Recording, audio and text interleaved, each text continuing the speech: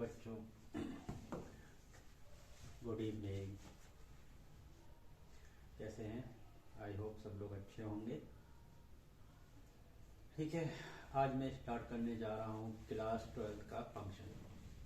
बहुत ही आसान भाषा में समझाऊंगा कि फंक्शन होता क्या है। ठीक है, तो फंक्शन क्या है? हमारा एक स्पेशल टाइप का रिलेशन होता है। Function is a special type of relation. ठीक है भाई, फंक्शन क्या होता है? एक स्पेशल टाइप का रिलेशन होता है। अब स्पेशल टाइप का है क्या इसमें, ये हम जानेंगे। रिलेशन का मतलब होता है a subset of A cross B, that is subset of Cartesian product. ठीक है, तो रिलेशन हम क्लास 11 में पढ़े थे, फंक्शन भी पढ़े थे। तो function special type of relation क्या कहता है? एक इनपुट की एक ही आउटपुट होता है, यानी कि जो डिस्टिंक्ट एलिमेंट होते हैं सेट एक्स के, उसकी एक यूनिक आउटपुट देखने को मिलता है या यूनिक इमेज देखने को मिलती है, उसको हम कहते हैं फंक्शंस। ठीक है, तो जैसे कि एक एरो डायग्राम से इसको समझते हैं। ये सेट ए है, ये सेट बी है। यहां पर कुछ एलिमेंट हैं इनपुट के लिए 1 2 3 4, यहां पर ए बी सी डी। तो क्या कहता है? सेट ए के जितने भी एलिमेंट हैं, जितने मतलब सारे, उनकी एक यूनिक इमेज इस सेट बी में होनी चाहिए। यही कह सकते हैं डिस्टिंक्ट एलिमेंट जो है सेट ए के, उनकी इमेज यहां पर होती है। वो हमारा स्पेशल टाइप का रिलेशन है। रिलेशन में क्या होता है? वो कार्टेशियन प्रोडक्ट का होता है। इसमें बहुत सारे आ सकते हैं, जैसे हमने 1 को ए से मिलाया, 2 को बी से मिलाया, 3 को हम डी से मिला दें, ठीक है, और 4 को सी से मिला दें। ये हमारा 1 की इमेज क्या है? ए है, यानी कि 1 का आउटपुट ए मिल रहा है। 1 पर आंसर हमें क्या मिल रहा है? ए। 2 पर आंसर हमें मिल रहा है बी। 2 पर आंसर क्या मिल रहा है हमें? बी। 3 पे मिल रहा है हमें डी, और 4 पे मिल रहा है सी। तो हर एक का एक एक इनपुट है, एक एक आउटपुट है। तो डिस्टिंक्ट एलिमेंट जो है सेट ए के, उसकी एक एक इमेज बन रही है।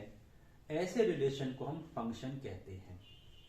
अब मान लीजिए यहां पर 4 का रिलेशन किसी से होता ही नहीं, तो ये फंक्शन नहीं कहलाएगा।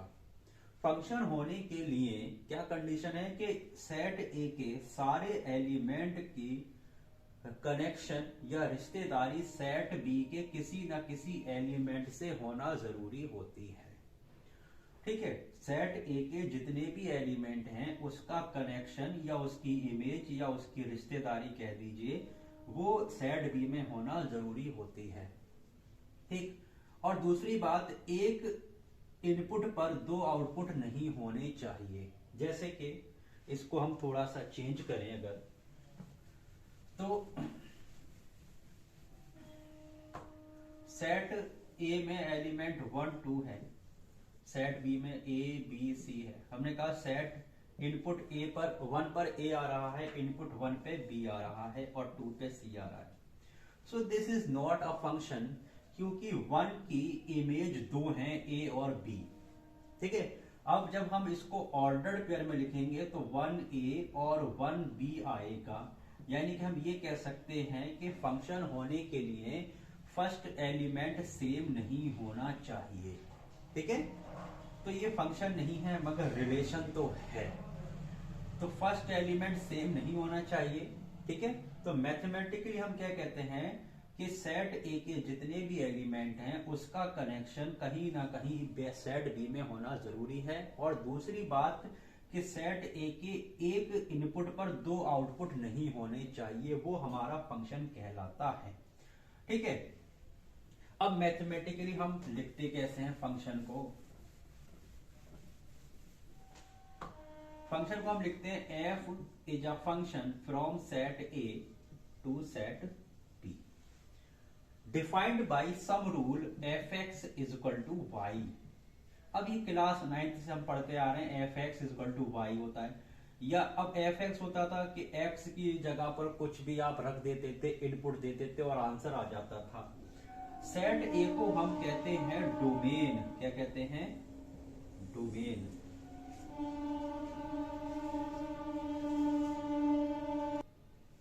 ठीक है, तो सेट ए को कहते हैं डोमेन और सेट बी को कहते हैं कोडोमेन। ठीक है, या ये कहें जो एक्स के एलिमेंट है वो सेट ए से आएंगे और वाई के एलिमेंट सेट बी से आएंगे। डोमेन की जगह पर हम इसको इनपुट भी कह सकते हैं और इसको आउटपुट भी कह सकते हैं। इनपुट देंगे तब आउटपुट आपको देखने को मिलेगा, जैसे कि आप कंप्यूटर पे कीबोर्ड से देते हो इनपुट तो आउटपुट आपको मिलता है। इसको प्री इमेज भी कहते हैं। ए के एलिमेंट जो है, सेट ए के एलिमेंट, उसको प्री इमेज और इसको इमेज भी कहते हैं। इसलिए क्या है, एक प्री इमेज की एक ही इमेज होनी चाहिए। ठीक है, तो उसको हम फंक्शन कहते हैं। ठीक, अब सेट ए और बी की जगह पर सेट आपके रियल नंबर भी हो सकते हैं, सेट आपके नेचुरल टू नेचुरल हो सकता है, सेट आपका इंटीजर से रियल हो सकता है, कुछ भी हो सकता है। ठीक है, अब जो रेंज आउटपुट जो होता है उसको हम रेंज भी कहते हैं, यानी कि जो आपका आंसर आता है एक्स में रखने के बाद, फंक्शन में इनपुट देने के बाद जो आंसर आएगा उसी को रेंज कहते हैं। तो रेंज जो है वो कोडोमेन की सबसेट होती है, यानी कि आंसर आपको सेट बी से मिलेगा या वाई से मिलेगा।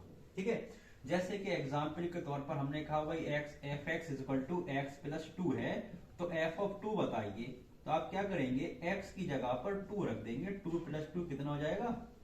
4 हो जाएगा। तो ये जो 4 है ये आपका आउटपुट है और ये 2 जो है वो आपका इनपुट है, या ये कह सकते हैं कि 2 डोमेन है, 4 रेंज है। ठीक है, और इसको ऑर्डर्ड पेयर में कैसे लिखेंगे? 2,4 लिख देंगे। ठीक, अब डोमेन की डेफिनेशन ये होती है the value of x on which the function is defined. X की वो वैल्यू जहां पर फंक्शन डिफाइंड होता है। ठीक है, फंक्शन डिफाइंड होता है। तो अब क्लास 12th के अंदर ये तो हमारा बेसिक था फंक्शन के बारे में। टाइप ऑफ फंक्शन है क्लास 12th में हमारा क्या है, टाइप्स ऑफ फंक्शन। सबसे पहला है हमारा वन फंक्शन, नाम से ही पता चल रहा है, वन फंक्शन। वन यानी कि एक इनपुट पर एक ही आउटपुट होना चाहिए, या एक प्री इमेज पर एक इमेज होनी चाहिए, या हम ये कह सकते हैं कि एक डोमेन जब आप x की एंट्री करेंगे तो आप y आपको वही सेम से क्या नाम है, डिस्टिंक्ट ही मिलना चाहिए, यानी कि डिस्टिंक्ट इनपुट पर डिस्टिंक्ट आउटपुट होना चाहिए, डिफरेंट आउटपुट। ठीक है, सेम नहीं होना चाहिए, तो वन फंक्शन कहलाता है। जैसे कि आपके क्लास रोल नंबर, एक स्टूडेंट का एक ही रोल नंबर होता है, वो सब वन फंक्शन होते हैं। हिंदुस्तान के अंदर जितने भी स्टेट्स हैं उनकी एक ही कैपिटल है, वो भी वन फंक्शन है, मगर कुछ एक्सेप्शन है। ठीक है, तो पूरी दुनिया के अंदर जितनी भी कंट्री है उनकी भी कैपिटल है, एक आध को छोड़ दिया जाए तो सब वन फंक्शन होते हैं। ठीक है, तो आपके class roll number assigned to each and every student are different, so these are one function। तो एक इनपुट पर एक ही आउटपुट होना चाहिए, उसको हम वन फंक्शन कहते हैं। अब इसको हम एक डायग्राम से समझते हैं। ठीक है बच्चों, डायग्राम से समझेंगे आसान लगेगा।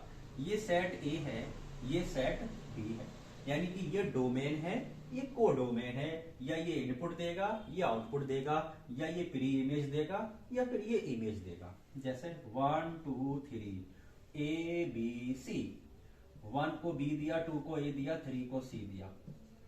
तो देखिए 1 का कनेक्शन बी के साथ है, ऑर्डर पेयर बना 1 बी और 2 ए और 3 सी। इसमें देखिए एक इनपुट पर एक ही आउटपुट है, 1 1 1 1 1 2 1, 2 पर ए आया है, 3 पर सी आया है। ठीक है, तो ये कहलाएगा वन फंक्शन। इसको हम इंजेक्टिव फंक्शन भी कहते हैं। ठीक है, अगर फंक्शन वन नहीं है तो कहलाएगा मैनी वन फंक्शन। क्या कहलाएगा? मैनी वन फंक्शन, यानी कि बहुत कई सारे इनपुट देने पर आंसर एक ही आया है। मैनी मानी कई सारे, 1 मानी 1, यानी कि कई सारे इनपुट देने पर आउटपुट आपको एक ही मिला।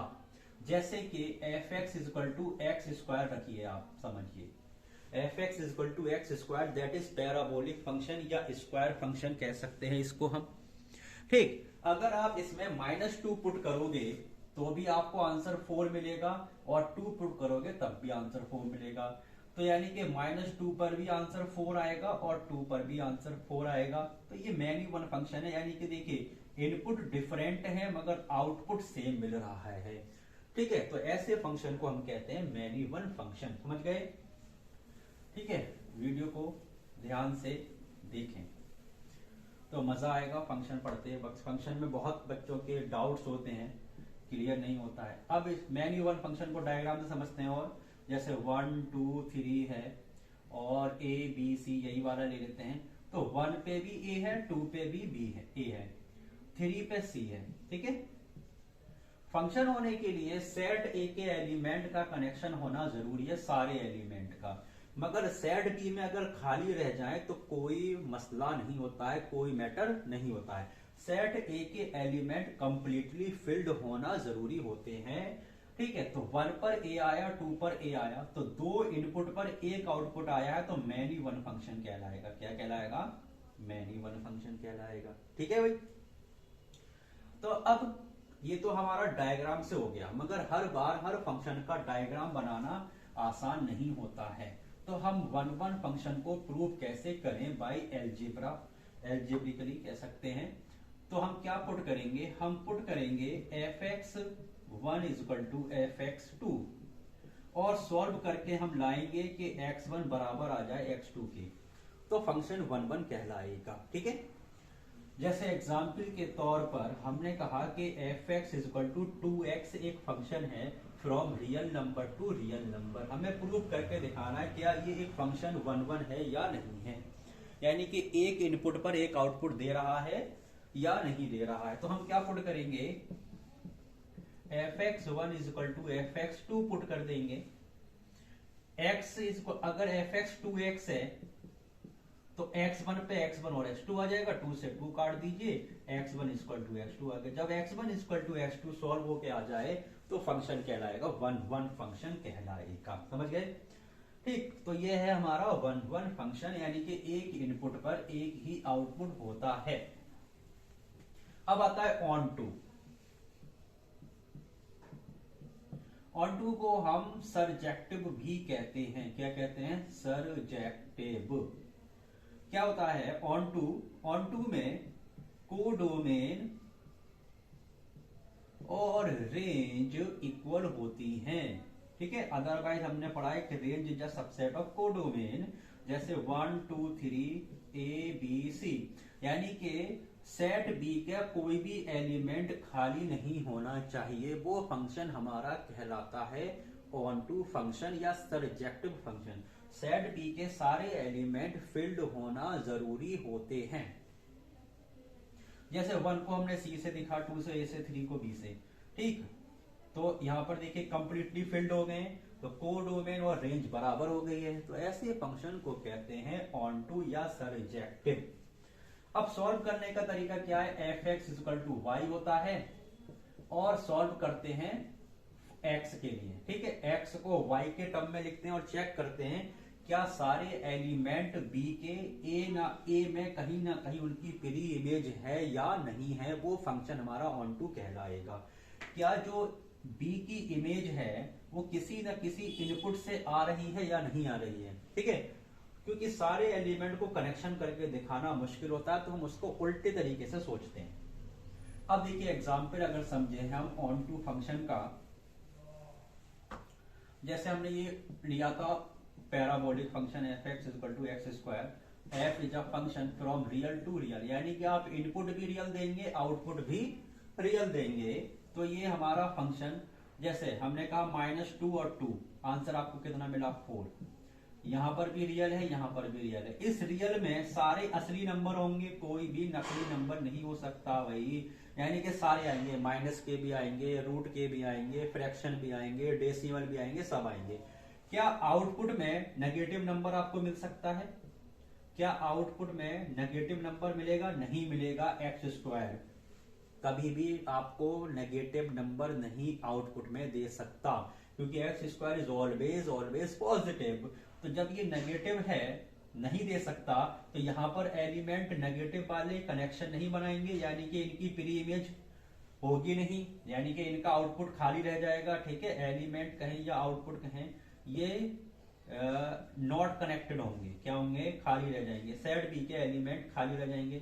और ऑन टू के लिए सेट बी खाली नहीं होना चाहिए। ऑन टू के लिए सेट बी खाली नहीं होना चाहिए। ठीक है, सारे एलिमेंट का कनेक्शन सेट ए से होना जरूरी होता है। तो अब ये X square is not an onto function. ठीक है, तो ऑन टू नहीं है। ठीक, ऑन टू को हम सर्जेक्टिव भी कहते हैं। अब एक ऐसा फंक्शन जो 1 1 और ऑन टू हो जाए दोनों, तो उसको हम कहते हैं बाइजेक्टिव फंक्शन। और याद रखिए, बाइजेक्टिव फंक्शन का ही इनवर्स एग्जिस्ट करता है। ठीक है, इनवर्स किसका एग्जिस्ट करता है? बाइजेक्टिव फंक्शन का ही इनवर्स एग्जिस्ट करता है।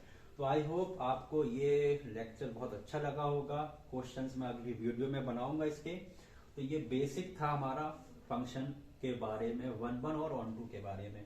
ठीक है, तो वीडियो को लाइक शेयर और सब्सक्राइब करते रहिए, चैनल को सब्सक्राइब करिए। ठीक, तो ये हमारा बेसिक था 1 1 और ऑन टू फंक्शन के बारे में। ठीक है, थैंक यू वेरी मच।